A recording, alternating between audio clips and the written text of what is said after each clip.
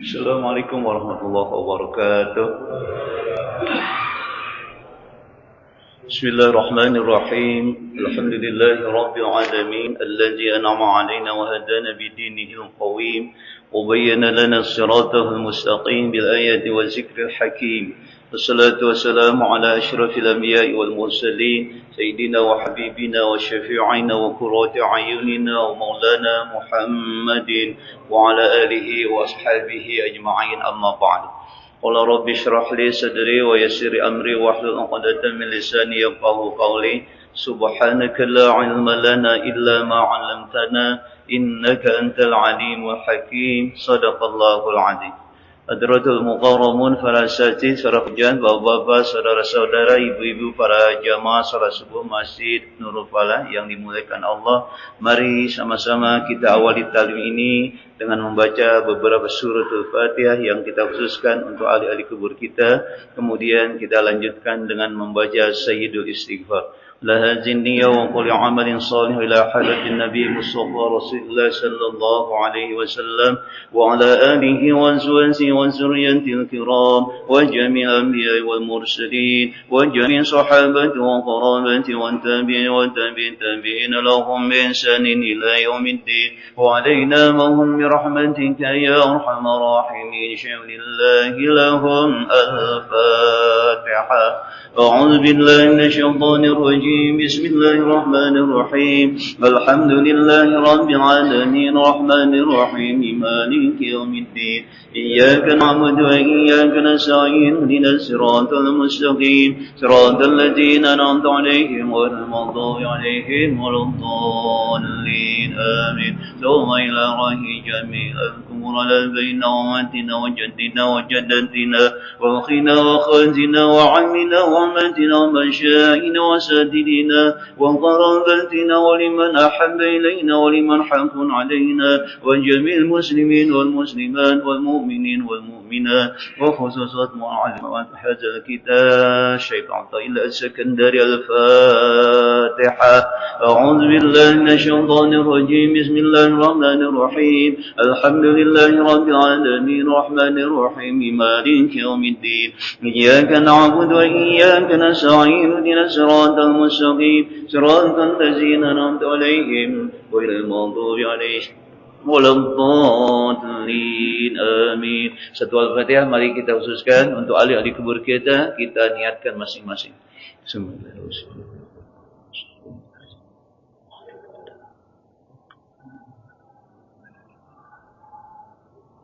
غفر الله ذنوبهم ونور قبورهم وضرهم شيء لله لهم. الفاتحة. أعوذ بالله من الشيطان الرجيم. بسم الله الرحمن الرحيم. الحمد لله رب العالمين الرحمن الرحيم مالك يوم الدين. إياك نعبد وإياك نستعين اهدنا الصراط المستقيم صراط الذين أنعمت عليهم غير المغضوب عليهم ولا الضالين آمين. بسم الله الرحمن الرحيم. اللهم أنت ربي لا إله إلا أنت خلقتني وعن عبدك ونعلنك ووعدك ما استطعت أعوذ بك من شر ما صنعت أبو لك بنعمتك علي وأبو بذنبي فاغفر لي فإنه لا يغفر الذنوب إلا أنت. اللهم أنت ربي لا إله إلا أنت خلقتني وعن عبدك ونعلنك ووعدك ما استطعت أعوذ بك من شر ما صنعت أبو لك بنعمتك علي وأبو بذنبي فاغفر لي فإنه لا يغفر الذنوب إلا أنت. اللهم أنت ربي لا إله إلا أنت خلقتني وعن عبدك وعن عهدك ووعدك ما استطعت أعوذ بك من شر ما صنعت أبو لك بنعمتك علي وأبو بذنبي فاغفر لي فإنه لا يغفر الذنوب إلا أنت. رضيت بالله ربا وبالإسلام دينا وبمحمد نبيا ورسولا. رضيت بالله ربا وبالإسلام دينا وبمحمد نبيا ورسولا. رضيت بالله ربا وبالإسلام دينا وبمحمد نبيا ورسولا. Mari sama-sama kita awali taklim dengan baca basmalah. Bismillahirrahmanirrahim. Kita lanjutkan kajian kita di halaman 60 di pasal 72. Bismillahirrahmanirrahim. Innama ja'ala ad-daral akhirati mahallan li jazaa'i ibadihil mu'minin. Lianna hadhihi ad-dar la tas'u ma yuridu an yu'tiyahum wa li'annahu ajalla qadarahum an ayyujaziyahum fi darin la baqa'a laha. Innama sesungguhnya ja'ala Allah menjadikan ad-darul akhirah, negeri akhirat, mahallan itu tempat li jazaa'i ibadihil mu'minin, untuk balasan bagi hamba-hamba Allah yang beriman. Li'anna hazihi dar, karena sesungguhnya dar ini, negeri ini, yaitu dunia, la tasa'u ma yuridu ayyu'tiyahum, itu tidak bisa menampung, tasa'u menampung, ma yuridu ayyu'tiyahum, pemberian yang dihendaki kepada mereka, ibadul mukminin.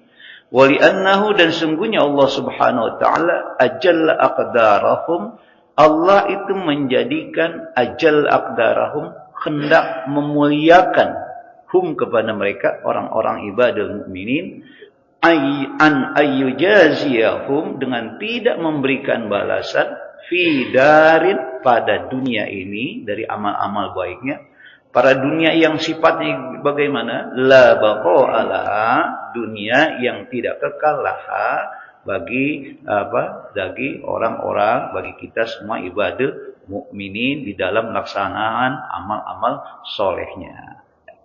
Pagi ini kita akan bahas satu pasal tentang perlunya kita memahami kenapa bagi seorang mukmin itu di dalam hidup di dunia itu, ya, kadang rajin ibadah, rajin sholat, kadang rajin untuk sholat subuh berjamaah, tilawah dan terusnya. Tapi hidupnya kadang-kadang dia biasa-biasa saja. Kadang-kadang susah bahkan hidupnya, ya.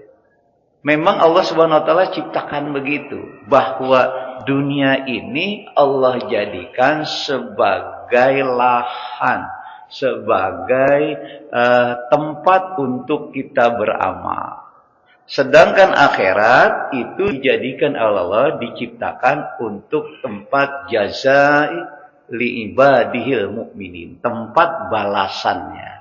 Jadi sekarang dunia itu tempat kita bercocok tanam, menambah-nambah amal, sedangkan akhirat itu memang Allah ciptakan tempat membalas Jadi kita hidup ini ada dua alam yang kita lalui. Meskipun di dalam proses perjalanan kehidupan kita itu kita lalui 5 fase kehidupan. 5 fase kehidupan yang kita lalui sebagai manusia yang Allah sudah takdirkan, yaitu alam rahim yang kita sudah lalui itu di rahim ibu kita. Sekarang kita masuk di alam yang kedua nih, alam dunia.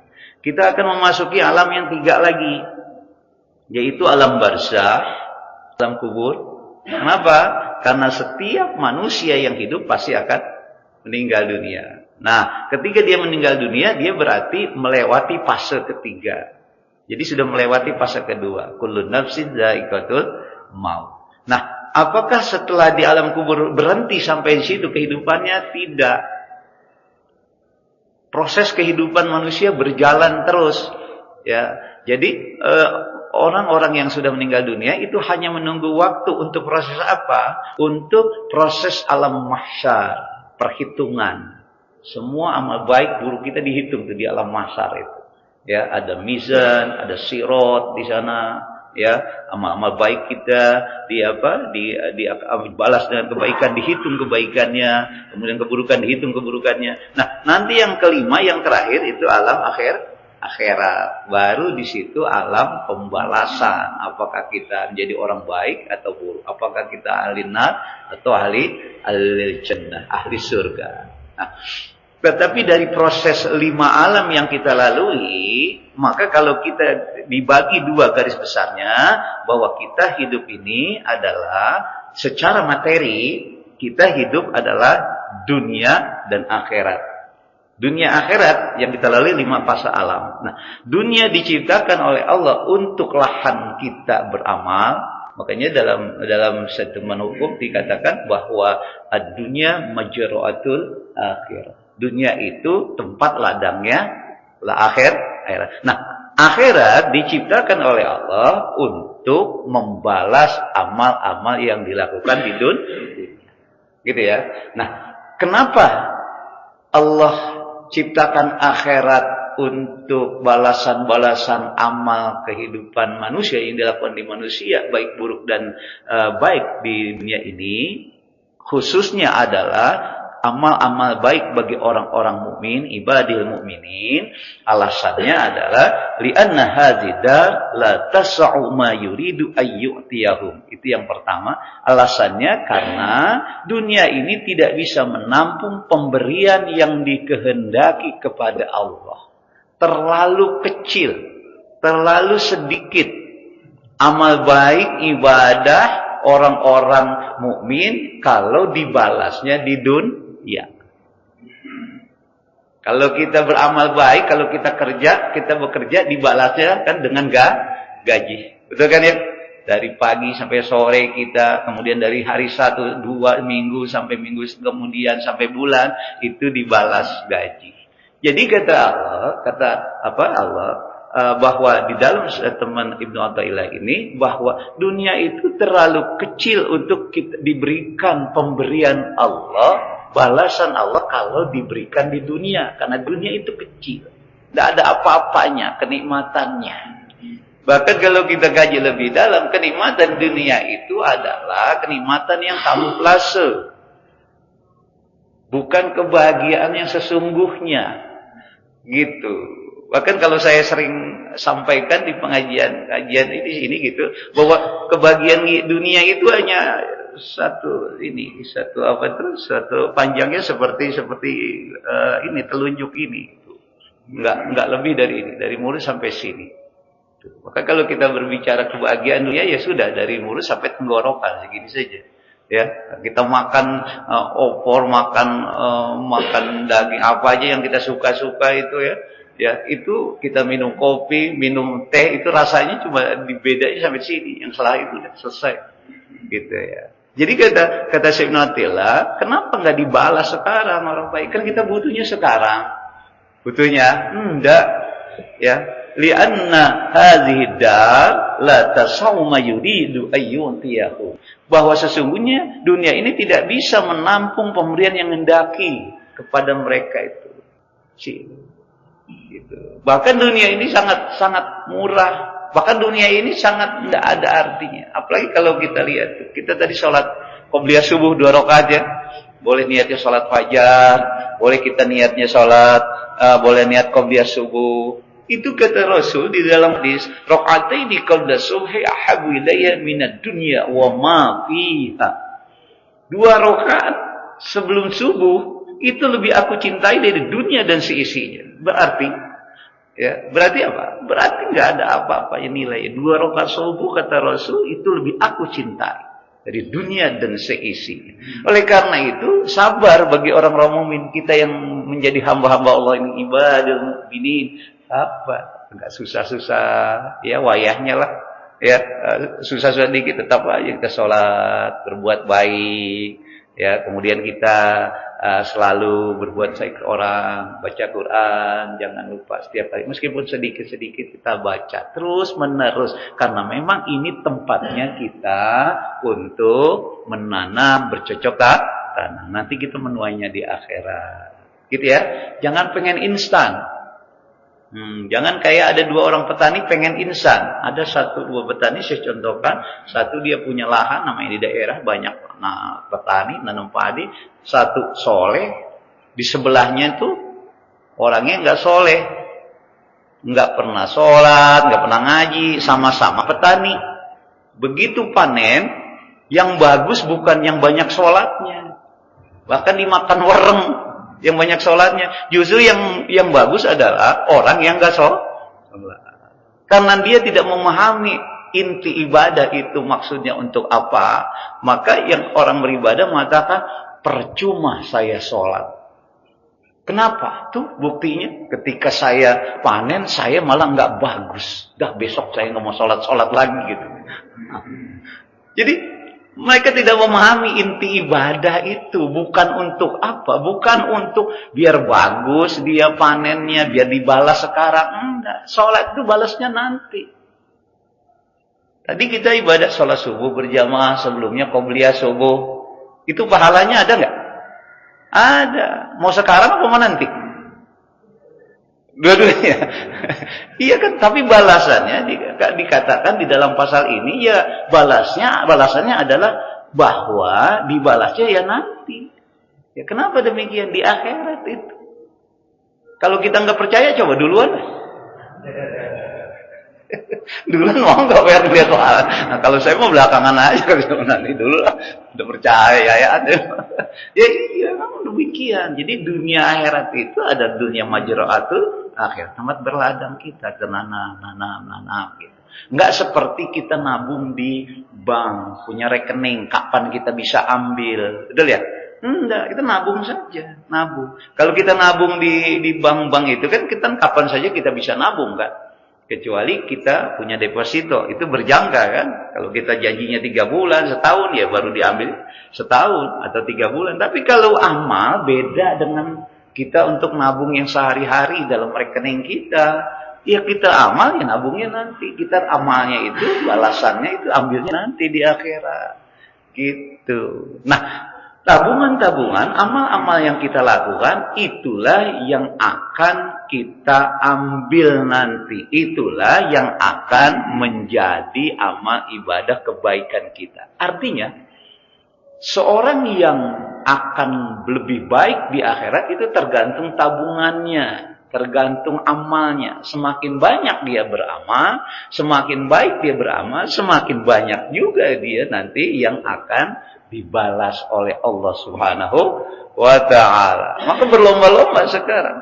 Ya, fastabiqul khairat. Berlomba-lomba untuk beramal. Cuma dalam beramal ya kita harus ikhlas. Ikhlasnya karena Allah. Kalau tidak ada ikhlas, maka nanti kita enggak akan pernah, meskipun kita beramal di sini, tapi kita tidak akan pernah melihat mana amal saya. Satu.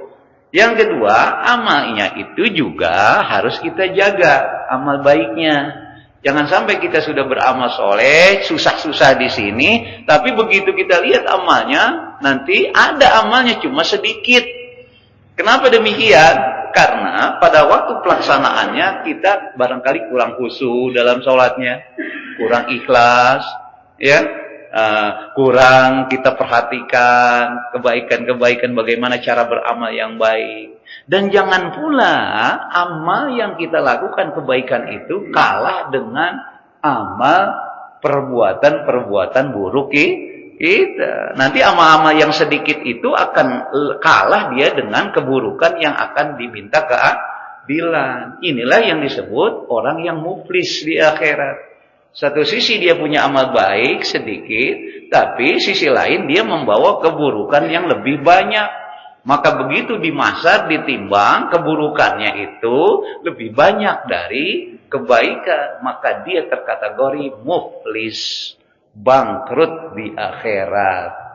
Gitu. Kalau udah bangkrut di akhirat, kemana kita mau cari solusinya? Kalau di dunia kita bangkrut gampang kita.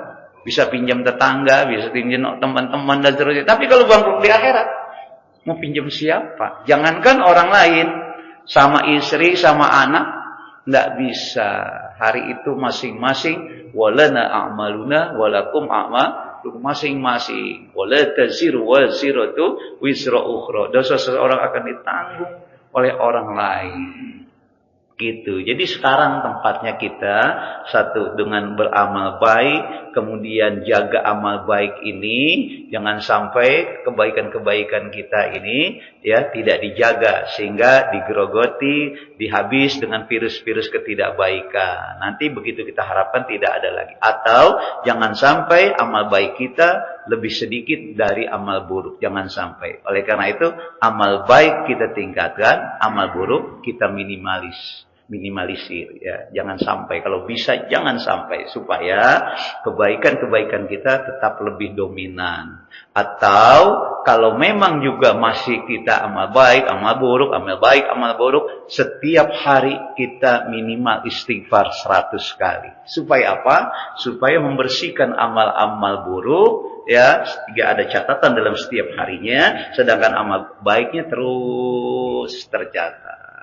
Itu namanya orang cerdas dalam itu. Tapi kalau sekarang dia sebodoh aja, baik dilaksanakan, buruk dilaksanakan, akhirat bagaimana nanti? Itu bagaimana nanti aja. Itu namanya spekulasi. Ya, itu namanya spekulasi. Tidak boleh, hidup tidak boleh spekulasi. Ya, hidup itu harus ada rencana, strategi dan tujuan. Itu, ya. Nah, yang kedua, kata Syekh Ibnu Athaillah, kenapa amal-amal kita itu ya tidak dibalas di dunia ini? Wali annahu ajalla aqdarahum, karena sesungguhnya Allah Subhanahu wa taala ajalla aqdarahum itu hendak memuliakan ibadul mukminin, kita orang-orang mukmin, an ayyujaziyahum, dengan tidak memberikan balasan fidarin pada dunia ini. Dunia yang mana? La baqo alaha, dunia yang la baqo alaha, dunia yang tidak kekal dalam balasan itu. Kalau dibalas di dunia enggak kekal kebahagiaannya, Pak. Tuh katanya, kita mau dibalas ini enggak kekal, kebahagiaan kita akan ada akhirnya. Gitu. Tapi kalau dibalas di akhirat, kita menjadi orang-orang yang kekal nanti akan mendapatkan kebahagiaan. Kalau dunia kan ada hancurnya, ya ada akhirnya. Nah, kalau dibalas di sini, ya maka di sini dunia itu enggak kekal. Kalau enggak kekal akan hancur. Nah, oleh karena itu Allah menginginkan kita kekal, menjadi orang-orang yang hakikat, mencapai hakikat kebahagiaan yang sebenarnya. Oke, jelas ya? Nah, gitu. Ada yang protes nggak dengan amal-amalnya? Enggak kan? Enggak kan? Ya jangan gitu. Ya memang begitu. Allah ciptakan dunia dan akhirat itu memang dunia tempat kita beramal soleh, kemudian akhirat tempat kita menuainya, mengambil pahala-pahalanya. Terus ya, semangat terus. Yang penting kita sabar. Sampai kapan? Ya sampai Allah menggak kehidupan kita, sampai ajal kita, terus kita beramal saleh. Itu pasal yang pertama. Yang kedua, perhatikan ya. Bismillahirrahmanirrahim. Man wajada thamrata amalihi ajilan fahuwa dalilun ala wujudil qabuli ajilan. Yang pertama ain, ajilan. Yang kedua ajilan. Bacanya beda-beda ya. Ain, a dan a. Artinya beda. Kalau ajilan itu adalah dunia sekarang. Kalau ajilan, alif, itu akhirat. Artinya gitu. Cuma baca a sama a itu beda arti. Ya, makanya baca Quran itu enggak boleh salah gitu ya, huruf-hurufnya. Kita harus bisa bedakan mana huruf ha, mana ha, mana kho, mana fa, sa, sya, so, mana juga ta, to. Kita harus beda-beda sebab artinya beda-beda. Nah, contoh di sini ya, man wajada thamrata amalihi ajilan. Siapa yang wajada menemukan atau merasakan thamrata amalihi, buah dari amal baiknya si man, kita maksudnya, ajilan di dunia, fahuwa dalilun, maka itu menjadi bukti ala wujudil qabuli, atas adanya diterima ajilan di akhirat. Nah, tadi konsep dasarnya dunia tempat beramal, kemudian akhirat tempat pembalasan dari amal kita. Akan tetapi orang-orang yang melaksanakan amal baik, ini kan orang-orang melaksanakan baik dengan ibadah itu, kita semuanya ibadah kita inginnya diterima. Betul kan? Nah, apakah semua ibadah kita diterima atau tidak? Pertanyaannya, apakah ibadah kita semuanya diterima atau tidak? Tergantung ibadahnya. Jadi ibadah yang kita lakukan ada yang diterima, ada yang tidak diterima. Ibadah baik itu beda dengan amal buruk. Kalau amal buruk, ketika kita amal buruk, satu keburukan kita lakukan sudah dicatat sebagai amal buruk. Tapi kalau amal baik kita lakukan, itu belum tentu nilainya baik. Oleh karena itu, kenapa dalam Al-Quran kalau kita bandingkan dua ayat, kenapa satu sisi, satu surat mengatakan orang-orang yang sholat itu akan mendapatkan neraka wailul lil musallin.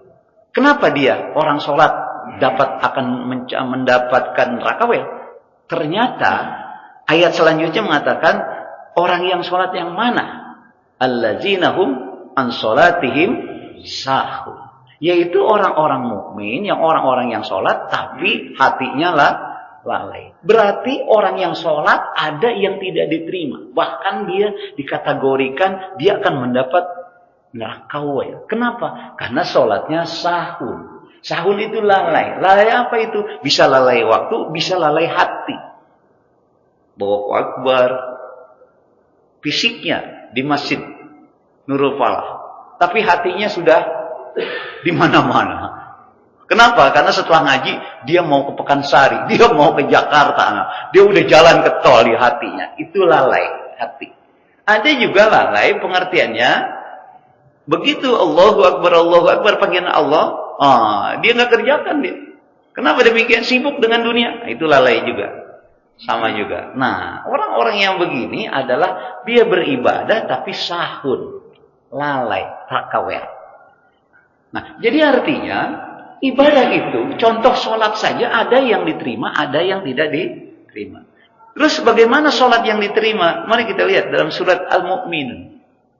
Di ayat 1. Ketika Allah katakan, qad aflahal mu'minun allazina hum fi sholatihim khashi'un. Sungguh berbahagialah orang-orang mukmin allazina hum fi sholatihim khashi'un. Yaitu orang-orang mukmin yang mana? Yang sholatnya khusyuk. Salat khusyuk itu apa? Bukan hanya salatnya fisiknya aja di masjid, tapi hatinya juga di masjid. Jadi lahir batin dia lagi menghadap Allah. Salat yang begitu itu menjadi sarana dia mencapai muflihun, mencapai orang-orang yang bahagia. Jadi amal baik itu bisa bernilai baik, bisa juga belum tentu bernilai baik. Nah, bagaimana kita bisa melihat amal kita itu sudah baik sehingga diterima atau tidak? Ini pasal menjelaskan. Man wajada samrata amalihi ajilan fahuwa dalilun ala wujudil qabuli ajilan. Siapa yang merasakan buah amalnya di dunia, maka itu menjadi bukti ala wujudil qabuli, atas adanya diterima ajilan di akhirat. Jadi ibadah yang kita lakukan seperti sholat, puasa, kemudian tilawah, bersedekah sama orang, itu bisa dirasakan diterima atau tidak oleh Allah ketika kita merasakan dari buah amal itu sendiri. Apa buah amal yang Allah berikan bahwa bisa diterima, kita bisa menyatakan bahwa diterima atau tidak, tergantung apakah ada, ya. Di sini dikatakan apakah kita menemukan pada diri kita samrata amali, buah amalnya itu di dunia. Apa buah amal yang dirasakan itu? Ya, satu, Ketika kita belum sholat, kita hidupnya kayaknya nggak ada aturan, nggak ada kedamaian, ketenangan. Tapi begitu kita lagi sholat, lama-lama terus kita rajin, hidup jadi tenang rasanya, damai, tentram. Nah, kita merasakan tuh keenakan. Ketika kita lagi sholat, barangkali pertama kita nggak khusyuk, kedua lebih khusyuk, ketiga terus khusyuk. Pertama barangkali kita khusyuknya 1 rakaat, kedua rakaat masih di mana-mana pikiran kita. Nah, sekarang dari mulai takbiratul ihram sampai akhir kita kok khusyuk, menemukan keenakan, kelezatan. Nah, kalau kita menemukan rasa itu, semakin kita lebih dekat sama Allah Subhanahu wa taala dalam ibadah, itu tanda adalah dalilun ala wujudil qabuli ajilan. Satu bukti akan bahwa adanya atau diterimanya amal kita di akhirat. Jadi, artinya ketika kita beramal, bisa kita rasakan diterima atau tidak kalau kita ketika beramal di hidup di dunia ini, kita sudah mencapai amal kita yang disebut dengan halawatul iman.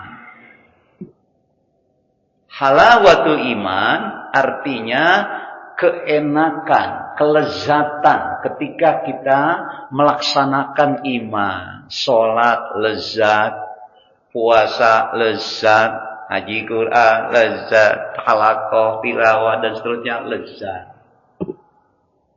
Pertanyaannya sekarang, apakah kita sudah lezat dalam beriman ini?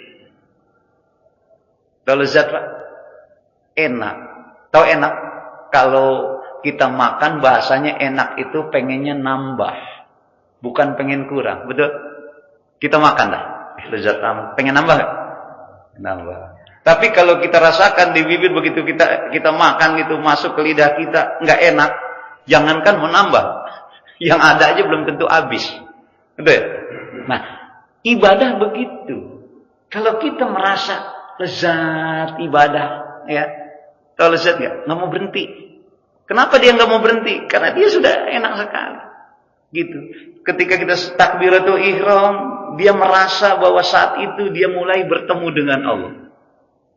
Salam, dia merasa bahwa itu berpisah dengan Allah. Bagaimana nggak lezat? Kalau di dalam hati kita, kan sholat mi'rajul mu'min. Betul kan? As-sholatu mi'rajul mu'min. Sholat itu mi'raj. Mi'raj itu bertemunya, kalau Rasulullah itu bertemunya Rasulullah, ya, itu dengan Allah. Jadi kita, umatnya, nggak akan pernah bertemu dengan Allah. Jadi kalau ada orang yang satu hari satu malam 70 kali mi'raj, itu bohong. Rasul aja selama hidup 1 kali. Mimpi itu. Iya Pak, itu mengalahkan Rasul. Mana ada orang mengalahkan Rasul? Saya nggak percaya itu. Gitu ya. Kalau mimpi boleh. Kalau mimpi kan boleh. Nggak ada yang ngebatasin ya. Mau mimpi 2000 kali juga nggak apa-apa kan. Tapi kalau hakikatnya Rasul itu hanya 1 kali. Mi'raj itu bertemunya seseorang Rasul dengan Allah. Nah, sholat ini adalah mi'rajul mu'min. Tempat kita berdialog, bertemu dengan Allah. Maka ketika kita takbiratul ihram, itu pada saat itu kita mulai bertemu dengan Allah. Yang namanya bertemu kan berdialog. Inni wajjahtu wajhiya lillazi fataras samawati wal.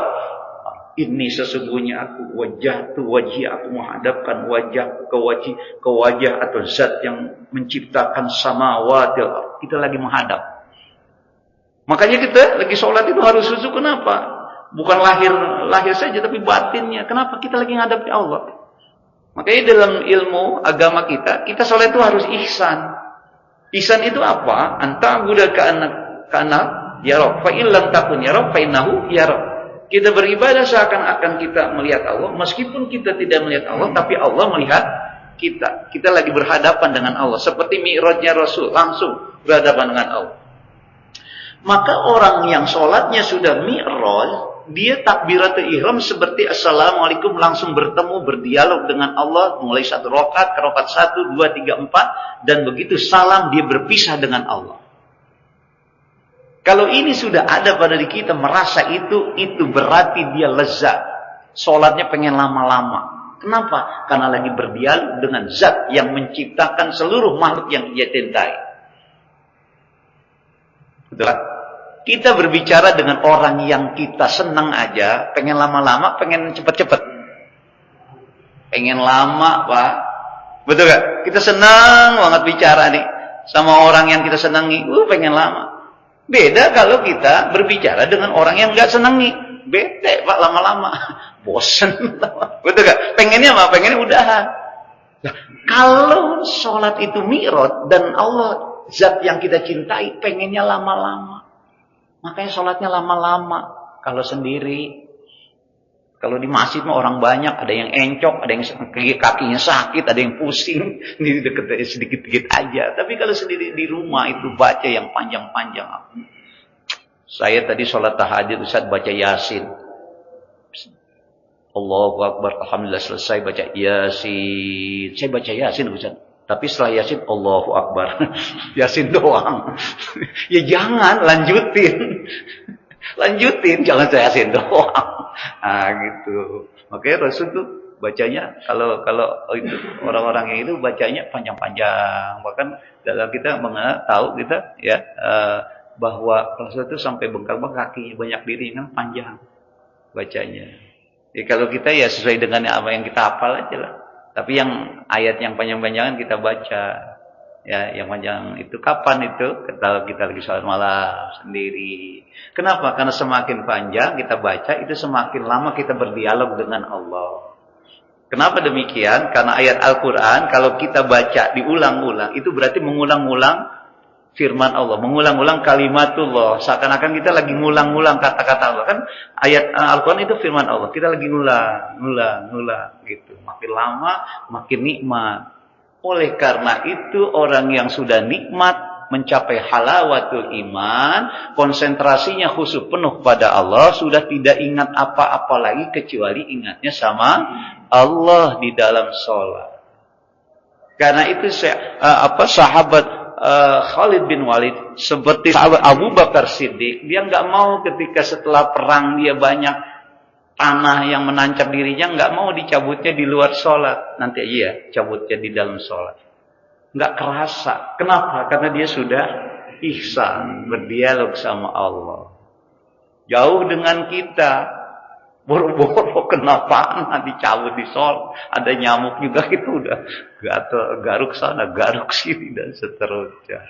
Nggak khusyuk kita. Gitu ya, nggak apa-apa. Tapi kita yang penting lanjutin saja. Ya, kehusuan itu lama-lama. Sekarang umpamanya contoh 25% naik 50%, naik 70%. Tapi yang diinginkan nanti akhirnya kita ingin mencapai dari takbiratul ihram sampai salam udah khusyuk. Apa batasan khusyuk? Selama kita konsentrasi kepada Allah itu khusyuk. Kalau ada pikiran-pikiran yang menjaga kita, yang mengalihkan pikiran kita, tapi kita sudah kembalikan terus kembali kepada Allah, itu khusyuk. Yang enggak khusyuk itu kalau kita Allahu Akbar, takbiratul ihram kita menghadap Allah, inni wajjahtu wajhiya, saya menghadapkan Allah kepada zat fatras samawati wal ardh, tapi pikirannya udah melayang-layang, itu enggak khusyuk. Sehingga yang terjadi, kita bingung, ini sholat 2 apa 3? 3 apa 4? Nah, itu sudah sahun namanya, lalai hatinya. Gitu. Coba Bapak bayangkan, Bapak kita lagi ngomong berdua, ini ngomong nggak berdialog. Ketika lagi ngomong, yang ngomong itu pikirannya kemana-mana. Nggak konsen dengan kita. Coba bayangkan, bagaimana sikap Bapak? Kalau kita manusia itu. Rasanya gimana? Ngomong dia di hadapan kita. Tapi dia pikirannya kemana-mana. Matanya kemana-mana. Tapi ngomongnya ke kita. Enak gak kita? Coba bayangkan kalau Allah itu sifatnya nggak Rahman Rahim sama kita. Ini orang sholat tapi pikirnya kemana-mana dan seterusnya gitu. Marah. Kalau kita tuh masa dia di hadapan kita tapi ngomongnya nggak kemana-mana pikirannya, nggak konsen gitu. Baik ya. Baik. Silahkan Bapak lihat sendiri, apakah sudah merasakan buahnya di dunia dari amal baik itu. Kalau kita sudah merasakan ketenangan, kekhusyuan, keikhlasan dalam beribadah, maka itu adalah dalilun ala wujudil qabuli ajilan. bahwa itu sebagai bukti bahwa amal ibadah kita diterima. Tergantung kita, rasa kita.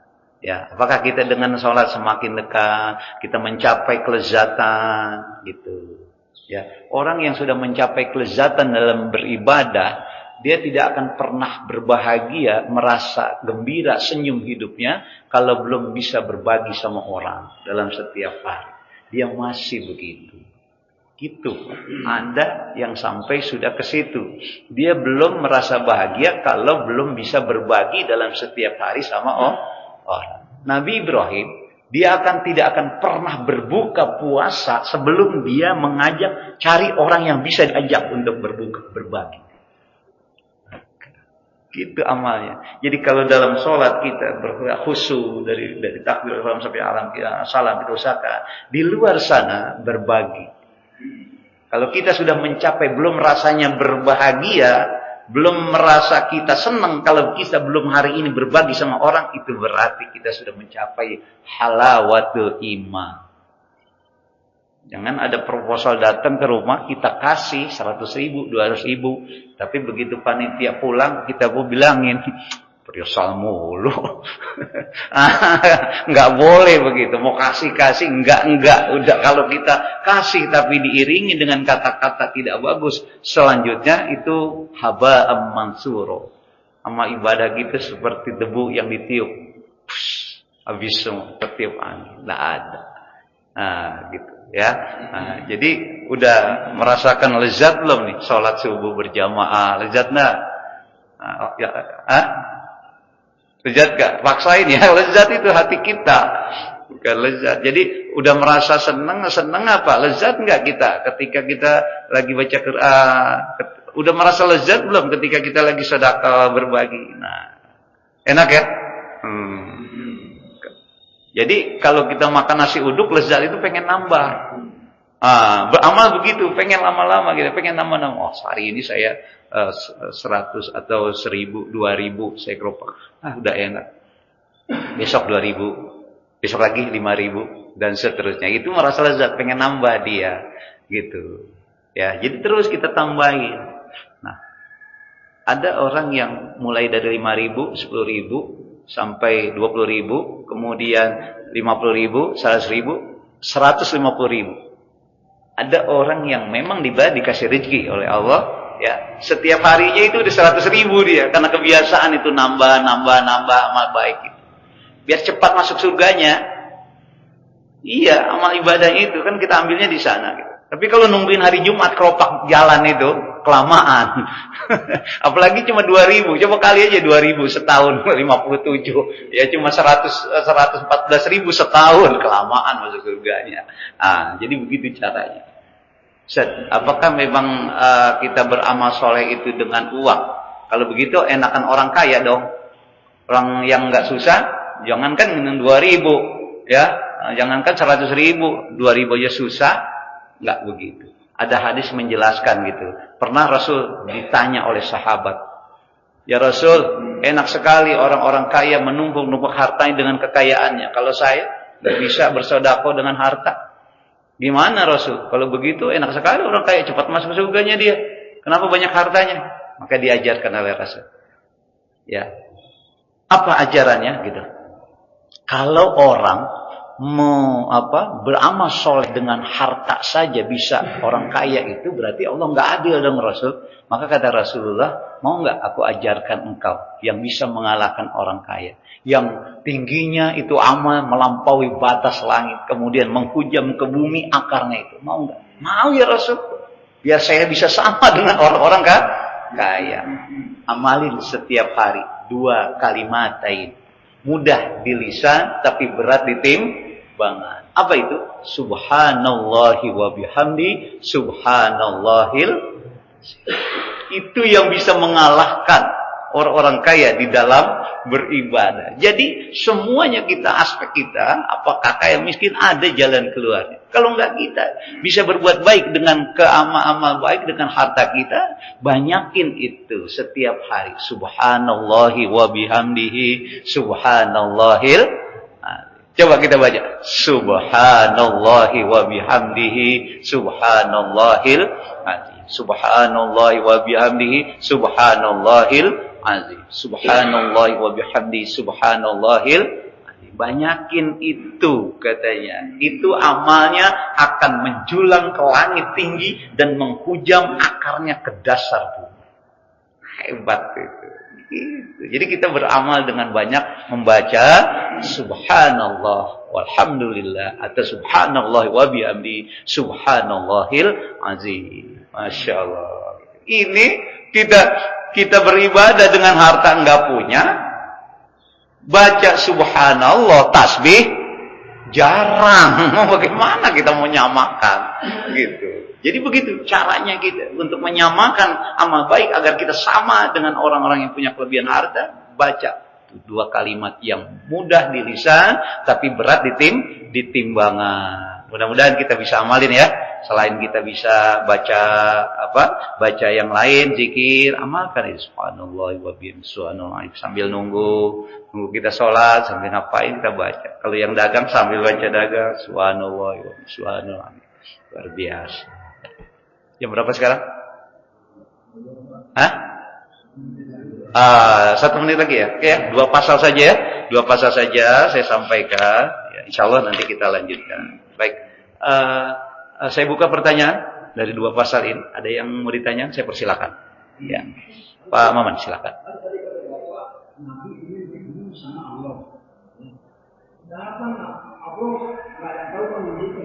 Iya.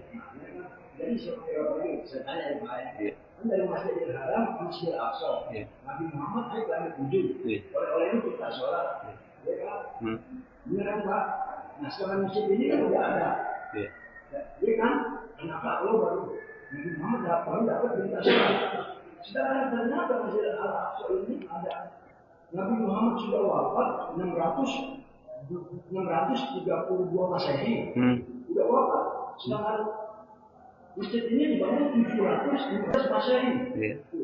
Jauh dong perbedaan Nabi Muhammad wafat di masjid belum ada. Maka Utsman bin Affan salah menaruhnya. Karena kan Nabi Muhammad yang udah wafat udah lama, udah 80 tahun.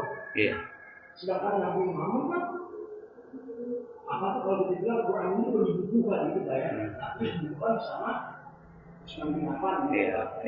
Satu. Nah sekarang kalau Allah mentawar kepada Nabi, berarti Allah nggak tahu dia Nabi kan? Nabi Muhammad kepada Nabi, karena Nabi baik. Yang ketiga, Nabi Muhammad turun lagi. Orang kata apa namanya? Nabi Musa awal lagi. Nabi Muhammad orang yang mulia, kok mau disetir sama Nabi Musa? Ya. Nah, sebenarnya yang saya tanyakan ini Pak, saya kan dengan hanya sama Bapak itu. Yang saya tanyakan ini ada maksudnya. Satu aja ya, yang saya jawab ya apa? Kenapa nih Nabi Muhammad wafatnya 632 Masehi? Sekarang Masjid Al-Aqsa dibangunnya 715 Masehi. Nah, kok bisa nih Quran bisa ditaruhkan seperti itu Pak? Surat Al-Isra Pak ya? Udah? Baik. Keislaman Rasul itu di usia 40 lahir, kemudian berdakwah di Mekah 13 tahun, berarti 53.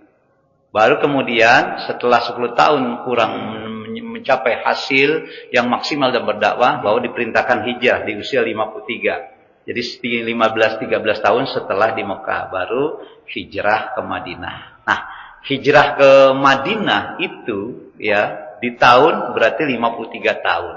Nah, perintah sholat yang 5 waktu itu coba baca lagi ya. Apakah di tahun 2 Hijrah kalau nggak salah gitu.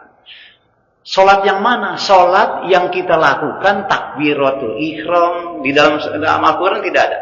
Yang dimulai takbiratul ihram, tapi di hadis dijelaskan bagaimana cara kita sholat. Dijelaskan dalam hadis sampai salam. Sekarang sebelum diperintahkan sholat yang dengan sistem mulai takbiratul ihram, caranya ruku, sujud 13 syarat rukun gitu yang kita lakukan. Sholatnya bagaimana? Apakah nggak ada perintah sholat? Ada. Cuma beda syariatnya. Belum diturunkan syariat sholat seperti kita yang sekarang itu. Bani Israel disuruh sholat Pak. Tapi sholat kan rokiin wasajidin. Sujud dan ruku dan sujud beda-beda. Maka ruku ar-raki'in bukan sajidin. Dia sholatnya, makanya kalau Bapak melihat orang-orang Yahudi yang ortodok yang di Israel itu sekarang di sebelah Masjidil Aqsa itu, di sini orang Islam, di sini orang ortodok, orang Israel, orang Bani Israel, itu sholatnya cuma begini-gini, Pak. Pernah lihat? Nggak ada sujud. Itu syariat dulu begitu. Maka dalam Al-Quran itu, ya, sholatlah engkau jadilah menjadi ar-raki'in, seperti orang-orang yang ruku, yang melakukan itu. Jadi Allah perintahkan sholat seperti yang diperintahkan syariatnya Rasulullah itu enggak dari awal, bukan perintah awal pertama itu sholat, tidak. Gitu. Jadi Masjid Aqsa sudah ada, Masjidil Haram sudah ada, dibangun oleh Nabi Ibrahim. Tapi perintah sholatnya yang seperti syariat kita itu setelah Rasul mencapai kenabian beberapa tahun.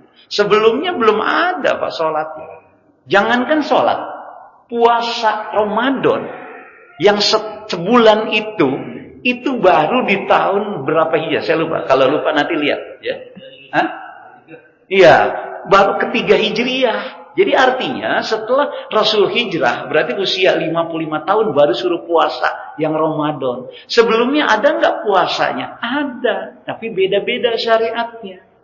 Sampai sekarang kita makanya mengenal syariat puasa Nabi Daud. Hari ini puasa, besok enggak. Hari ini puasa, besok enggak. Orang Yahudi, orang Nasrani beda puasanya. Satu Muharram dia puasa. Kenapa? Karena memang disyariatkan untuk orang-orang Nasrani Yahudi. Kenapa? Karena satu Muharram banyak kejadian-kejadian yang menimpa, yang terjadi kepada umat-umat terdahulu. Jadi syariat Islam itu memang step by step di dalam mensyariatkan. Sholatnya enggak langsung dari awal dibebani sholat, dibebani puasa, enggak.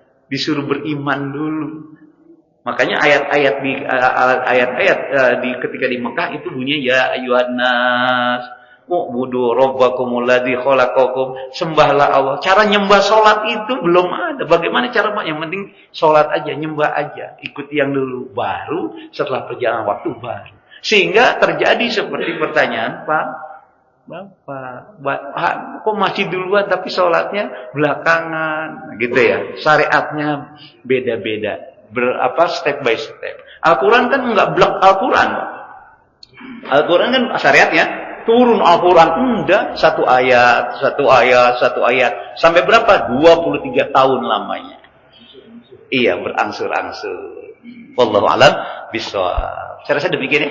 Sudah cukup ya? Ada lagi, satu lagi? Cukup? Terakhir ya, satu aja.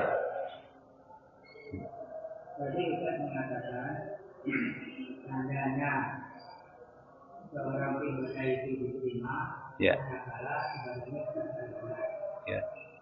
Itu saya pada perjalanan itu kita maunya melesat ya. Iya.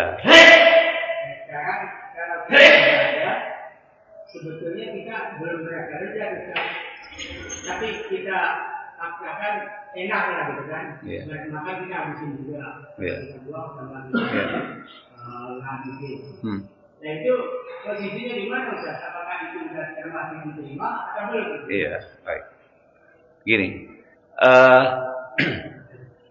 penambahan halawatul iman, kelezatan beriman, nggak serta merta lezat langsung enak begitu. Kelezatan itu kadang-kadang dia sedikit. Oh ini udah mulai enak, nambah sedikit. Oh ini enak, nambah sedikit gitu. Nah, kalau memang terjadi seperti itu, kita sebenarnya belum enak kena nambah. Memang kebaikan itu harus dipaksa dulu, dipaksa enak dulu. Baru nanti kita sampai kepada hakikat halawah yang sebenarnya. Paksa aja. Ya. Proses itu akan berjalan ketika umpama gini, kok sholatnya susah banget, kita paksa aja, ngantuk amat. Paksanya caranya bagaimana? Wah, udah kalau paksa ngantuk ini kita cuci muka dulu, kita paksa kan untuk nambah sholat kan? Boleh nggak? Boleh.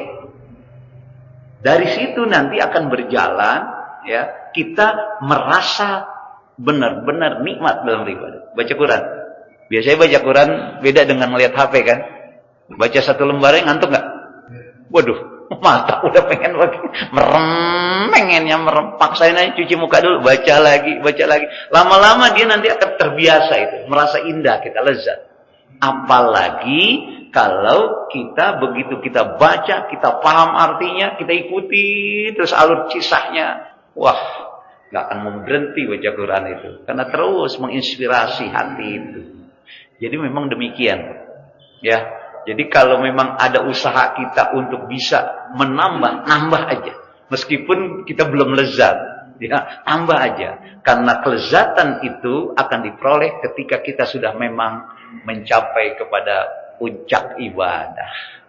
Terus ya, kita belum bisa mencapai puncak ibadah, belum bisa lezat kalau kita belum mencapai puncak ibadah. Ada orang sholat karena takut. Ada orang sholat karena kebutuhan, karena memang dia menunaikan kewajiban. Ada orang yang sholat karena takut malu sama tetangga, malu sama orang lain. Tapi ada orang yang sholat karena dia merasa butuh dengan sholat. Gitu.